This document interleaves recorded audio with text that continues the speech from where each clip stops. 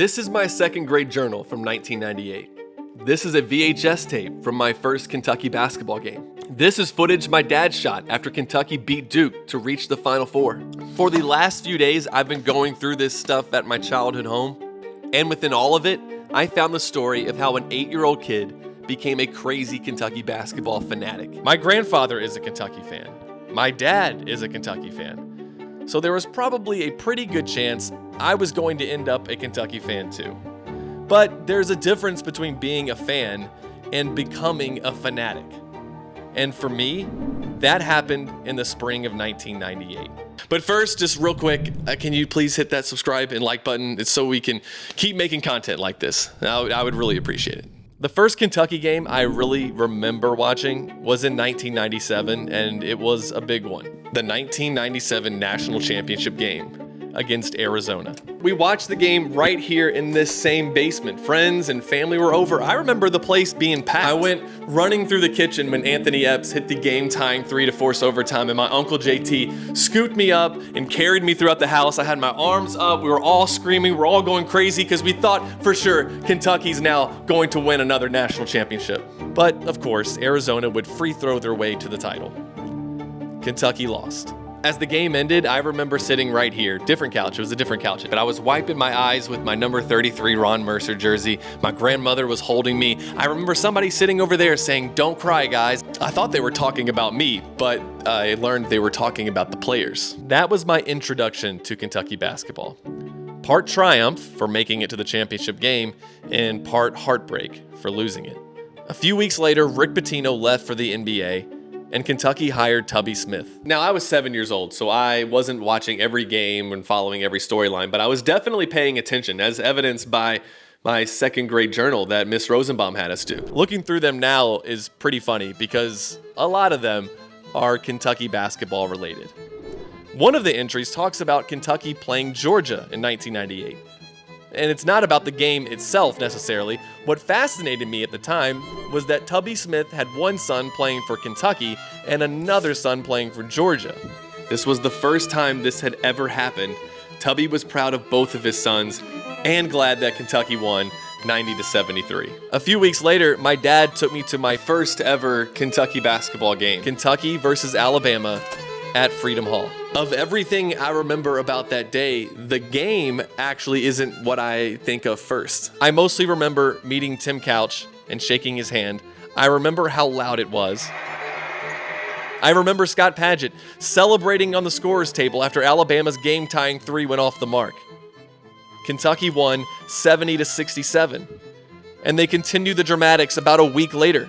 The Cats beat Vanderbilt on a buzzer beater by Nazir Muhammad. I was getting into it. I was interested. My friends and I started to talk about the games at school. Kentucky would go on to win the SEC championship and earn a 2 seed in the NCAA tournament. I don't know if I actually even knew what that meant, and honestly, I don't remember anything about the South Carolina State game that Kentucky won by 15. But I remember watching the Cats throttle St. Louis and UCLA on their way to an Elite Eight. I was starting to look forward to the games, even counting down the days in between them, but I wasn't hooked yet. That started to happen on March 22nd, 1998, 2 days before my 8th birthday. My family had come over for my birthday party. There was cake, there were presents, but most important, there was an Elite Eight matchup happening later that day. Kentucky versus Duke. A trip to the Final Four on the line. So right here in this basement, again, friends and family gathered around the TV. Even at 8 years old, I knew about Duke. I knew about Christian Laettner. I knew about the shot. I'd definitely been educated on that one.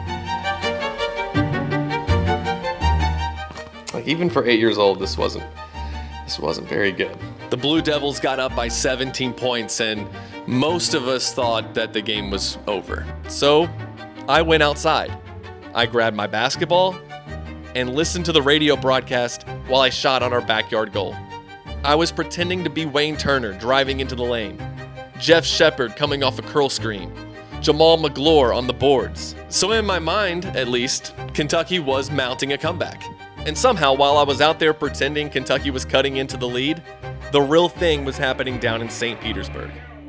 The lead got smaller, then smaller, Then Cameron Mills gave the Cats the lead. Just a few possessions later, with the game tied, Scott Padgett hit a three at the top of the key to give Kentucky a 3-point lead. Duke would have a chance to break Wildcat hearts again.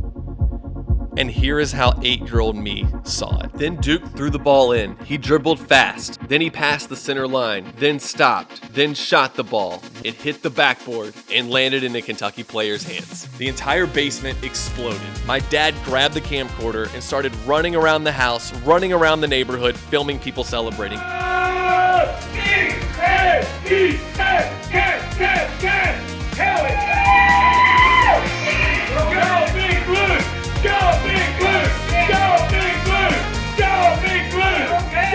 People were yelling, everyone seemed happy, and looking back on it, I think that's when it happened. That's when I got hooked. At school the next day, I finished my journal entry with this. That day was also my birthday party. What a present. A week later, Kentucky was playing Stanford in the Final Four. We watched that one at a friend of my dad's. I do remember leading a CATS chant for the first time in my life. I remember Kentucky having to battle back from down double digits again. I remember Scott Padgett missing a dunk.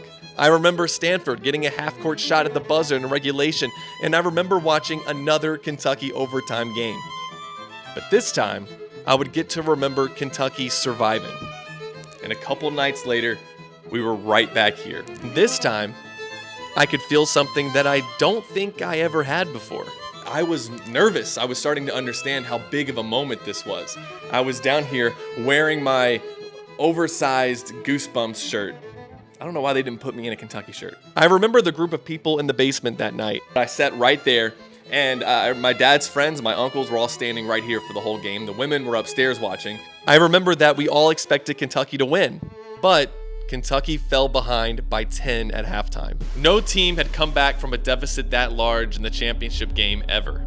And I don't know if I knew that then, but I felt like I had to do something, so I went up to my room and I went to my bed, which was right here, and I sat down and I prayed to God. I prayed for us to win. You know, I was basically like bargaining with God. I think I said something like, God, if you let us win, I promise I won't give my parents grief about getting up and going to church on Sunday.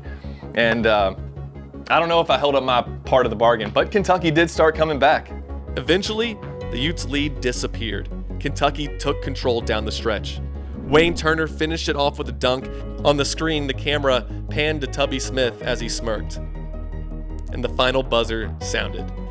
Kentucky was national champions.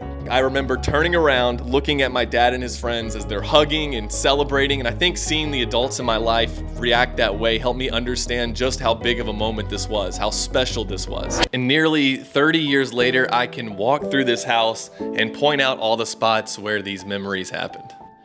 The spot where my Uncle JT picked me up after the Epps 3, the backyard where I shot basketball during the Duke comeback, the room where everybody celebrated after Kentucky beat Duke, the bedroom where I tried to negotiate with God during halftime against Utah, where I watched one shining moment upstairs with my mom in the living room. The games ended a long time ago. These tapes are now 28 years old, but the memories are still here. I was probably always going to be a Kentucky fan. Growing up in this state, that's not exactly uncommon. But the spring of 1998 turned Kentucky basketball into something more than just a team I would watch with my dad. It became a part of who I am.